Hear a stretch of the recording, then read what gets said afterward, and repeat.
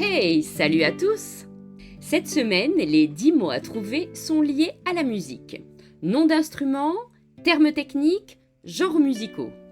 Bonne chance à tous et en avant la musique!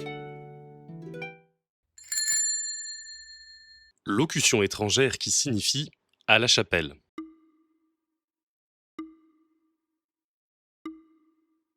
Chanter comme dans une chapelle.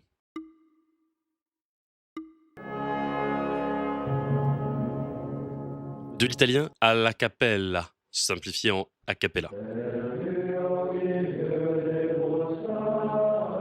Cette locution a pris le sens de sans instrument pour accompagner le chant.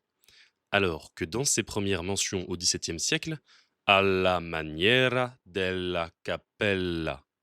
Il semble que cela renvoyait à la manière de chanter des œuvres sacrées, c'est-à-dire avec respect, solennité et sans fioriture, donc avec peu ou pas d'accompagnement musical.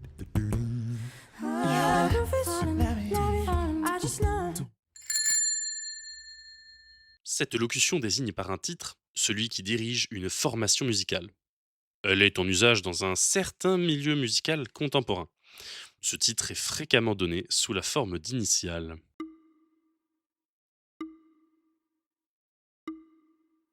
Dans le milieu du hip-hop et du rap.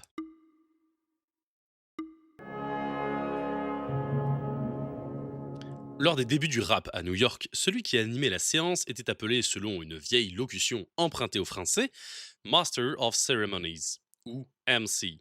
Retour au français pour ce maître de cérémonie, ou MC. Dans ce milieu, la prononciation à l'anglaise, MC, est privilégiée. Mot brésilien apparu vers 1950. Il signifie nouvelle vague ou nouvelle tendance.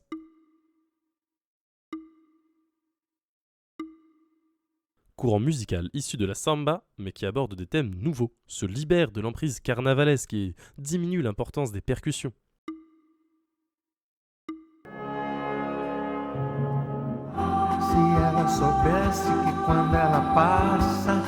Littéralement, c'est la nouvelle bosse, bossa nova. Mais en brésilien, bosse peut être pris au sens de onde, vague ou tendance.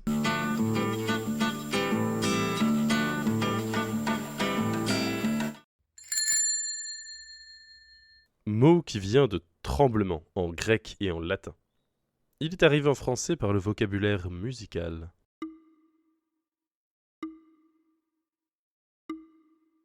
Donne de l'émotion à la voix, et quelquefois trop.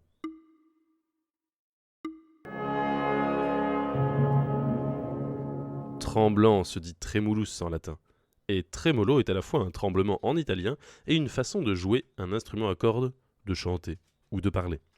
En français, son utilisation hors du contexte musical est souvent pour signaler une émotion exagérée ou feinte.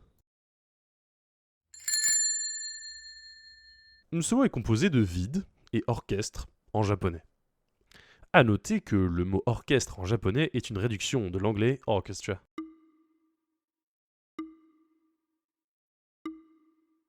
Vide d'orchestre? On peut donc interpréter un morceau sans avoir besoin d'être accompagné d'un orchestre.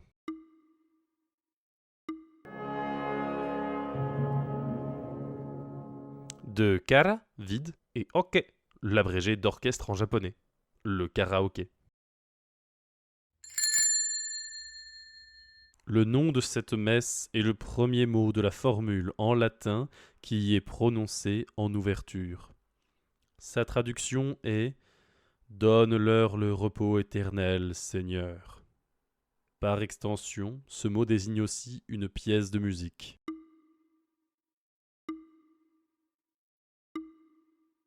Repos en latin est le premier mot de cette formule pour le repos des morts. C'est un cousin de quiet, quiétude. Il pourrait donc se traduire ainsi à nouveau quiet.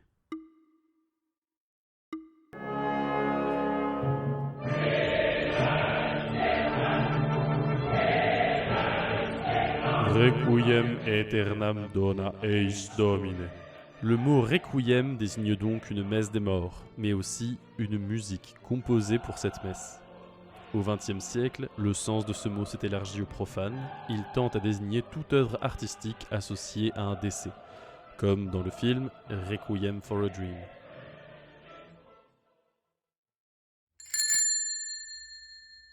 C'est d'abord le nom d'un tambour guinéen de grande taille, avec une grande caisse de résonance.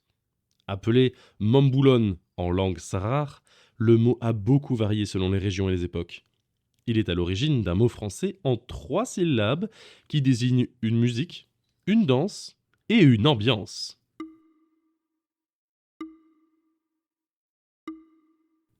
En français contemporain usuel, le mot désigne surtout une ambiance festive.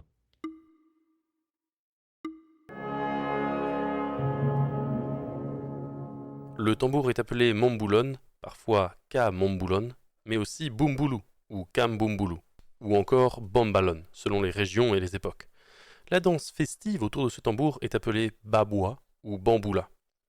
Ce mot a un temps été utilisé pour désigner des personnes d'origine africaine de façon péjorative. Cet emploi peut être perçu comme raciste, et la tendance est à ne plus l'utiliser dans ce sens. Mais il serait dommage que cet usage, dans un sens détourné, gâche celui qui correspond à l'esprit du mot dans son pays d'origine, ambiance ou danse festive autour de la musique. Ainsi, la conteuse martiniquaise Janine Lafontaine a créé un festival appelé Bamboula Bois Bois et Marionnettes afin que le mot se perpétue dans son sens authentique.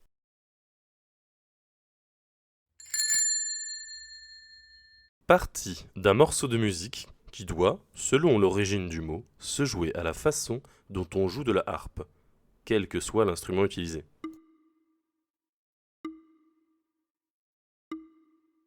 Jouer successivement les notes d'un accord, comme on le fait à la harpe.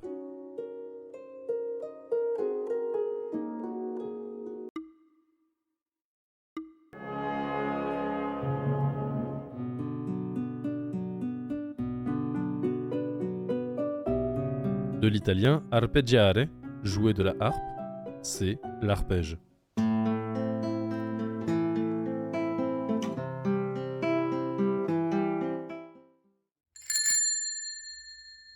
Poa pratensis est une plante. Son appellation locale dans le Kentucky est à l'origine du nom d'un groupe de musique créé dans les années 1930. Et depuis, un style de musique porte ce même nom.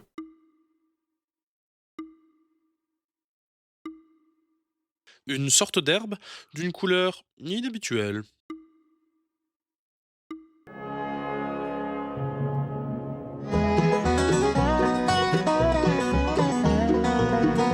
Cette herbe est appelée bluegrass, soit herbe bleue en anglais. C'est en référence à cette plante qu'un groupe de musique country s'est nommé The Bluegrass Boys. Ce groupe a été si influent que la musique de même style, jouée avec sensiblement les mêmes instruments, a été appelée bluegrass. C'est une musique et une danse dont le nom vient peut-être de celui du vent en espagnol, cet outil que les vanneurs utilisaient pour trier le grain de l'ivraie. Le rythme de cette opération aurait inspiré celui de cette danse hispanique. Une autre hypothèse fait remonter l'origine au persan dasband, soit danse de main, en passant par l'arabe et l'espagnol.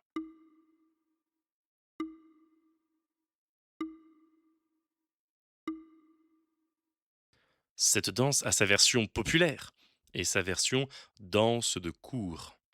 Ce qui fait qu'on trouve ce mot pour désigner une danse vive et folle, ou au contraire pour désigner une musique lente, avec le premier temps appuyé. Dans cet usage, le mot a été utilisé par beaucoup de compositeurs classiques, comme Handel ou Bach, pour nommer des airs ou des mouvements.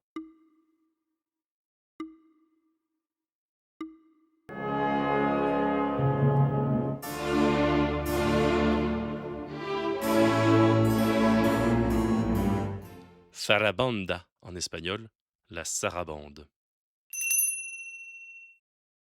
Sarabande. Le rapprochement phonétique a d'abord fait penser au perse sarbande, soit lien de tête, autrement dit turban. Mais rien n'atteste qu'une danse ait un jour porté ce nom, et encore moins qu'il ait voyagé jusqu'à l'Espagne. Il pourrait aussi venir de dastband, jonction des mains au cours de la danse en persan. Là, il s'agit bien d'une danse, mais on est phonétiquement beaucoup plus loin. Dans ces deux hypothèses, le mot serait bien sûr passé par l'arabe, puis l'arabo-andalou. Enfin, il y a l'hypothèse de zaranda, le vent ou le crible en espagnol, du latin cernere, trier, passer au crible. La danse se serait développée au rythme du criblage, ou autour de cette opération, qui était longue et importante à la fin des moissons. Dans tous les cas, la danse populaire a été adoptée par les cours d'Europe en se transformant.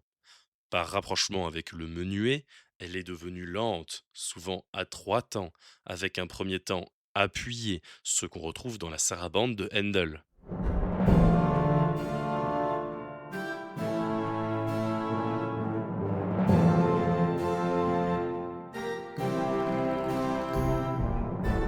Mais la version populaire a survécu en parallèle pour désigner une danse dite vive et lascive, ce qui fait que les auteurs du 19e siècle, comme Balzac, associent le mot à un tapage, une agitation bruyante. Alphonse Daudet et Georges Brassens parlent de folle sarabande, ce qui paraît bien éloigné des sarabandes des compositeurs de musique classique. Revoyons ces 10 mots liés à la musique. A cappella, soit à la chapelle selon l'italien.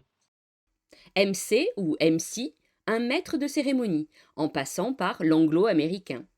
La bossa nova, nouvelle vague d'après le portugais du Brésil. Des trémolos, tremblements en grec passés par le latin puis l'italien. Un karaoké, c'est-à-dire un vide d'orchestre en japonais.